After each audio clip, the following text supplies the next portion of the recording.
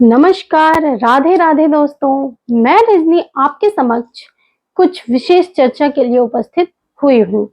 आज के विषय का नाम है अव्ययी भाव समास। समास की डेफिनेशन तो हम पहले ही देख चुके हैं। अब उसके प्रकार में सबसे पहला प्रकार जो है वो क्या होता है, अव्ययी भाव समास। अव्ययी भाव की समास की चर्चा करने के लिए हम यहाँ पर उपस्थित हुए हैं। जैसा कि यहाँ पर डेफिनेशन लिखा हुआ है, इसमें हम देखते हैं कि अव्ययी भाव समास में क्या और कैसे होता है। पहला, अव्ययी भाव समास। अव्ययी भाव समास में जिस समास का पूर्व पद अव्ययी तथा प्रधान हो उसे अव्ययी भाव समास कहते हैं। अब पूर्व पद का अर्थ हम यहाँ पर क्या लेते हैं, पहला पद, ठीक है। अव्यय तथा प्रधान, प्रधान मतलब जो ज्यादा इंपॉर्टेंस जिसको दी जाती है, प्रधान जो होगा वही हमारा पहला पद प्रधान हो उसे अव्यय भाव समास कहते हैं। यहाँ पर समस्त पद और समास विग्रह जो है वो दिया गया है। समस्त पद का अर्थ होता है जहां पे शब्दों को जोड़कर लिखा जाता है, और विग्रह का अर्थ होता है कि वहां पर शब्दों को तोड़कर लिखा गया है। अब हम यहाँ पर देखेंगे, पहला एग्जाम्पल हमने लिया है प्रतिदिन का। प्रतिदिन का होता है हर दिन, या हम कह सकते हैं प्रत्येक दिन, ठीक है। यहाँ पर हम इसको प्रत्येक दिन भी कह सकते हैं। ऐसे ही दूसरा एग्जाम्पल है प्रतिफल। प्रतिफल में हर पल की बात हुई है, प्रतिफल हर पल, इसको भी हम प्रत्येक पल की बात यहाँ पर की गई है कि हर क्षण हर पल की चर्चा यहाँ पर की गई है। यथा अवसर, विग्रह में अवसर के अनुसार। अगला यथाशीघ्र, और इसका जो विग्रह होगा जितना शीघ्र हो, यथाशीघ्र मुझे जाना ही होगा। कहने का तात्पर्य जितना शीघ्र हो या जितना जल्दी हो मुझे जाना ही होगा। इसके बाद अव्यय भाव समास की कुछ ट्रिक होती है, कुछ चीजें होती है, उसको हम ध्यान में रखकर अव्यय भाव समास को अच्छे से समझेंगे। जैसा कि मैंने यहाँ पर आपको बताती हूँ मैं आपको क्या क्या ट्रिक होती है जिससे हम इसको समझ सकते हैं। सबसे पहला ट्रिक जो होगा वो होगा कि इस समास के आगे में उपसर्ग का प्रयोग जो है वो किया हुआ होता है। क्या किया होता है कि शब्द में उपसर्ग,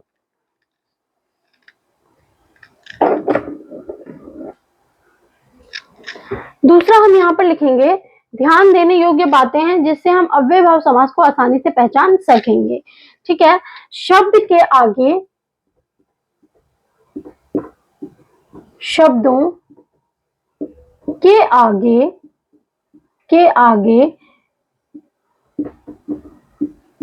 उपसर्ग का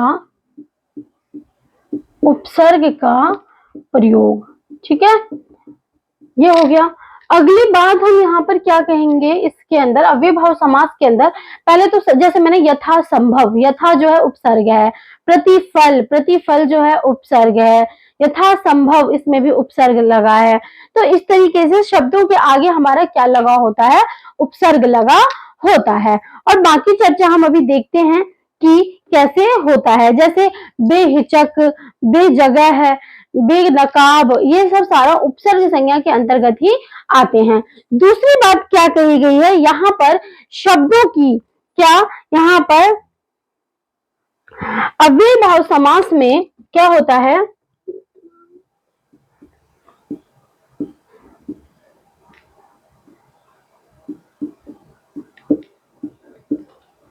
अव्यय भाव समास के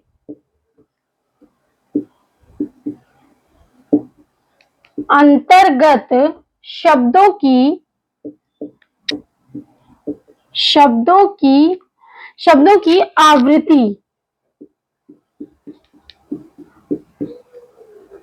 आवृत्ति होती है। अब आवृत्ति का तात्पर्य क्या है, आवृत्ति का तात्पर्य है शब्द रिपीट होते हैं, ठीक है। आवृत्ति का तात्पर्य यहाँ पर लिया गया है शब्दों का दोहराव, ठीक है, मैं यहाँ पर लिख देती हूँ आवृत्ति का अर्थ, आवृत्ति शब्दों का दोहराव। ठीक है, आवृत्ति का अर्थ होता है शब्दों का दोहराव। अब यहाँ पर जैसे मैंने यहाँ पर क्या लिखा कि शब्दों के आगे उपसर्ग लगा होता है। ठीक है, तो हम उपसर्ग से भी कुछ समास बना के देखेंगे, और दूसरा हम अव्ययी भाव समास में कैसे शब्दों की आवृत्ति होती है वो भी हम यहाँ पर समझेंगे। पहले हम उपसर्ग का लेते हैं कि उपसर्ग जो है वो कैसे लगा हुआ होता है। एक शब्द मैंने यहाँ पर ले लिया, जैसे बेराह, एक शब्द लिया है उपसर्ग का, बे राह। ठीक है, बेराह या बे नकाब। ठीक है, या यथा संभव।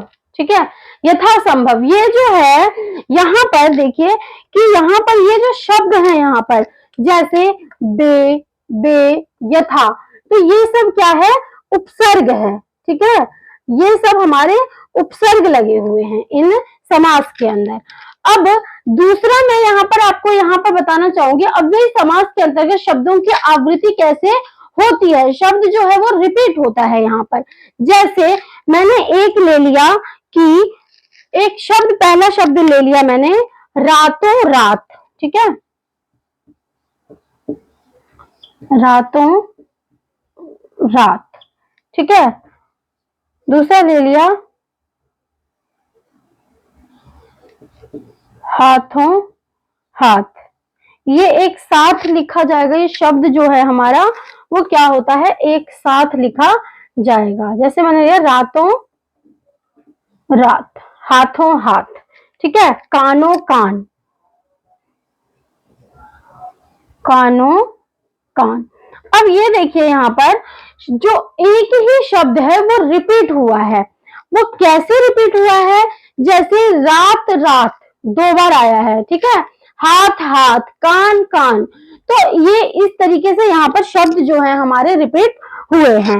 अब अगर हम इनका विग्रह करते हैं तो विग्रह में आएगा, यहाँ पर विग्रह करते हैं तो यहाँ पे आएगा रात ही रात में। ठीक है, अब हाथों हाथ, हाथ ही हाथ में। ठीक है, अब कानों कान, मैंने एक शब्द लिख दिया कानों कान।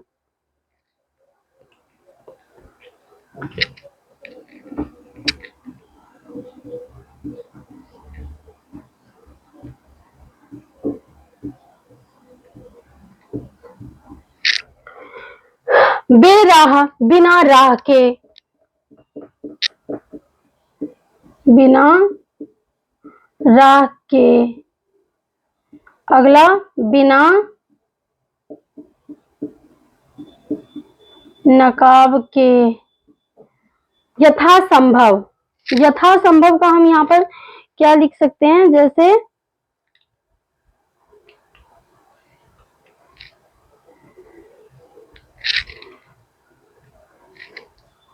जितना संभव हो सके।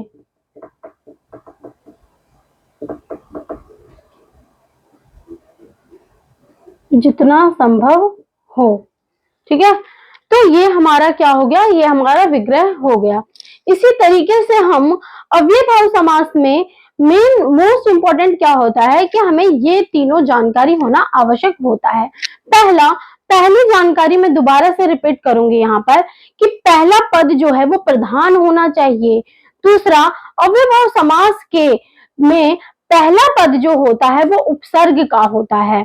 फिर अगली बात यहाँ पर अव्ययी भाव समास में शब्दों की आवृत्ति, शब्दों की रिपीटेशन जो है वो होती है। इन बातों का अगर हम ध्यान रखेंगे तो अव्ययी भाव समास को बेहतर तरीके से समझ पाएंगे। उम्मीद करती हूँ आसान शब्दों में मैंने आपको समझाने का प्रयास किया है।